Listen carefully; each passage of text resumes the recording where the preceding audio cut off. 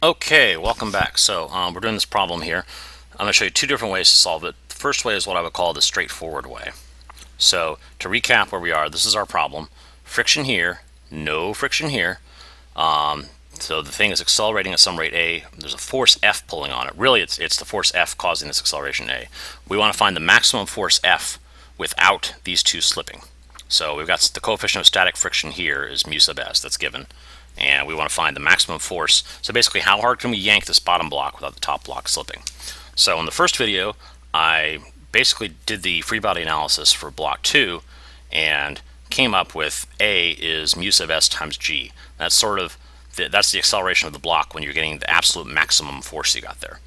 Okay, so there are two ways to go from here. I'm going to do one here and the one in another video. So what I'm going to do first is what I would call sort of the straightforward way.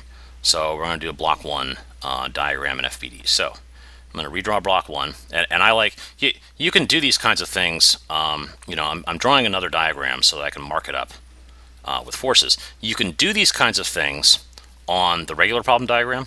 The problem I've seen people have is that sometimes they get confused because you've got two forces or you got two blocks interacting, and so you'll have to draw some of the forces. Like you have to draw like a reaction force to something, and so you'll have two forces going the opposite direction. You can get confused about which one is on which thing. So that's why I like to, when you want to be sure, just say absolutely, just draw it again.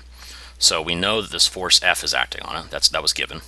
Actually, I'm going to go back to black for a second so I can draw up here. This is just going to represent block. This is like the bottom of block 2 sitting on it. If I was an artist, you could pretend this was, this looked good. Anyway, so there's M1. So we've got the weight of M1, which is M1 times G. Okay, there's no friction between M1 and the ground, so there's none of that needed. There's a normal force that comes up from the ground acting on M1. So there's normal, I'm going to call it N1G for normal force between 1 and the ground. I'm not sure what else to call it. Okay, what's the force coming from? What forces are coming from block 1 or from block 2? Well, remember, I'm going to scroll up for a second. Here's our little diagram for block 2. Remember on block 2, we had this friction force from block 1 that was pulling block 2 along. Hang on, let me see if I can get this a little bit. And there we go. We had this friction force that was pulling block 2 along. Okay, now remember Newton's third law. For every action, there's an equal and opposite reaction. So if this friction force is block 1 and block 2's friction, and it's pulling block 2 this way, well, it comes from this interface here. So that means this force must also be acting, or there must be a reaction force acting on block 1, equal opposite directions. So what's happening here is that the friction force, that's pulling block 2 along is also pulling back on block 1. So let's go. That must be like mail that just came in, but whatever. Screw it. I just heard Microsoft do the little doo-doo-doo. Okay, so this is where it acts.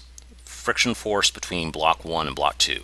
It is the same magnitude as, so the same friction that's pulling block 2 forward is pulling back on block 1. And that makes sense if you think about it. You're grabbing block 1 and trying to jerk it to the right. Well, there's no friction down here, but up here, block 2 is kind of dragging back on it. Block 2 is saying, hey, wait, don't go there. So block 2 is sort of pulling back with some friction. Okay, now what was the other force that acted at that boundary? Well, there's the normal force, which was acting up on block 2, right? So that's block 1 holding block 2 up. That's where the normal force comes from. Equal and opposite reaction, though. So there's a normal force between block 1 and block 2, same magnitude, and it is acting down here. What does this represent? Well, it represents the fact that block 2 is sitting on top of block 1. If you're sitting there, my cat, loves to come and sit on my lap, or if I am lying on my back, or my girlfriend is lying on her back, my fiance is lying on her back, the cat will come and sit on our chest. And it's like having this big furry 12-pound brick sitting on your chest. But what we're feeling really is not the weight of the cat. What we're feeling is the normal force. Our bodies are exerting, so my body is I'll draw a diagram for this so you can really understand it, because I know my diagrams are so helpful. So here's my body. Here's the cat. Okay. Now the cat has weight, so the weight is pulling down. There's a normal force my body is exerting on the cat, right? That's holding the cat up. But there's an equal and opposite reaction. So it's the cat's body pressing down on me as my body presses up on the cat. If one thing is pressing against another, the second thing is pressing right back. Same force. So what I feel is not the cat's weight. The cat's weight only acts on the cat. It's the normal force of the cat against my chest that I feel. And that's what makes me, think I'm having a seizure or something, because I've got this huge, overweight cat on my chest. But we won't go there. All right. So anyway, so this is what we've got. So that's where this normal force comes from. This is the normal force between block 1 and block 2. People have asked when they see me do problems like this, well, don't you have to account for the weight of block 2? That's what this is. This normal force is the weight of block 2, or what we think of as the weight of block 2, pressing down on block 1. But really, that's what you feel is the normal force. A little hint: you never feel gravity. You always feel normal force. The reason why your feet, it feels like your weight's all on your feet, that's because that's where the normal force is acting. But your weight is distributed evenly through your body. It's the normal force that's concentrated at your feet. Okay. So let's do that's not what I want. Let's see. There we go. Paintbrush. All right. So let's do an FBD for block 1. All right. So now that I've explained all that to death, so here we go. We're going to take the same coordinate axes, x, y, and we're going to do, let's see, what do we have? Like the normal force between 1 and the ground. We've got the applied force F. We've got the normal force between 1 and 2. We've got, I'm going to make this a little bigger. We've got M1 times G.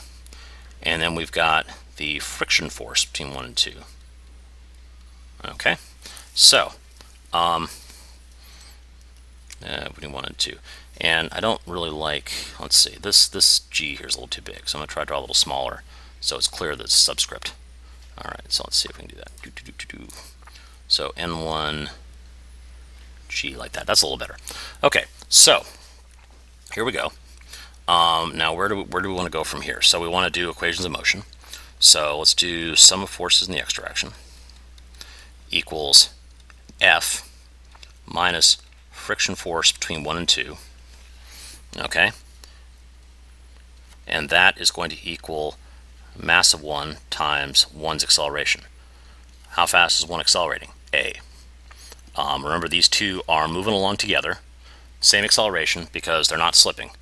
Block 2 is staying on top of block 1, not slipping. So, there we go. And so let's see, where can we go now? So do we have a good expression for A? Yeah, I think mu s times G. Yeah, in fact, up here we found the magnitude of the friction force, right? This is it, mu s m2g. So we can actually substitute that right in and say, yep, that works.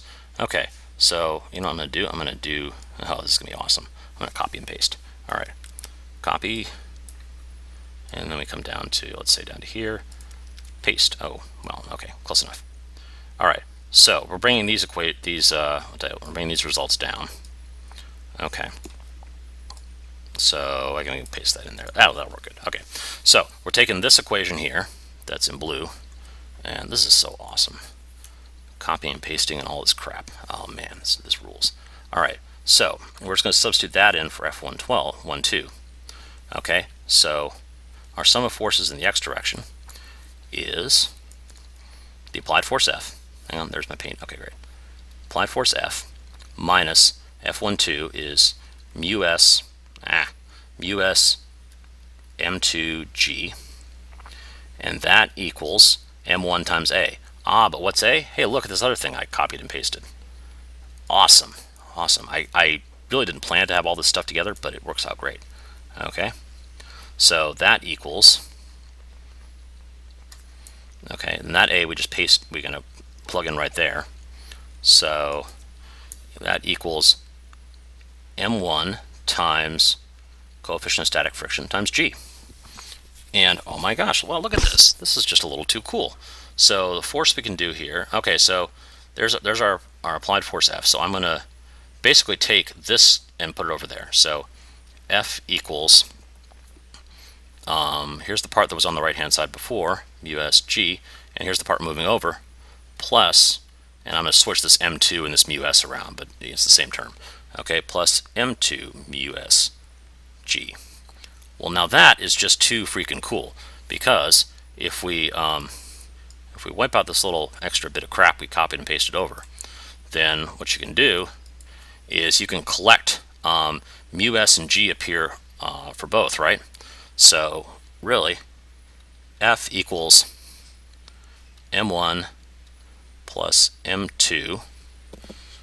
I think I got that. Yeah, I think that works.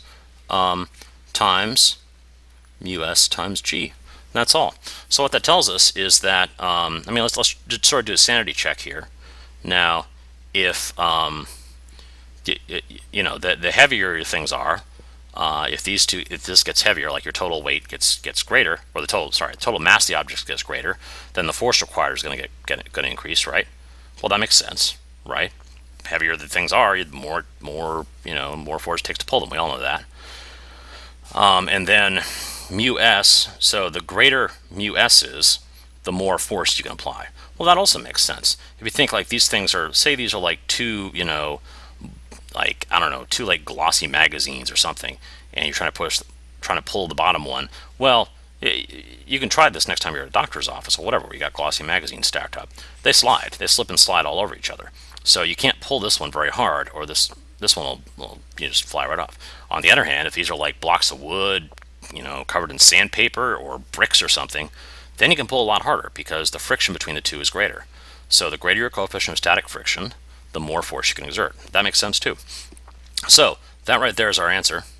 We've done our sanity check. We know it makes sense, and I think we're going to be happy with that. So I'm just going to draw a little victory rectangle around it and call that a day, or call that a video. And then I'm going to do one more video showing the other way to proceed once you have block 2, or once you have this. So stick around. You can see a different way to do it that I think will be kind of interesting.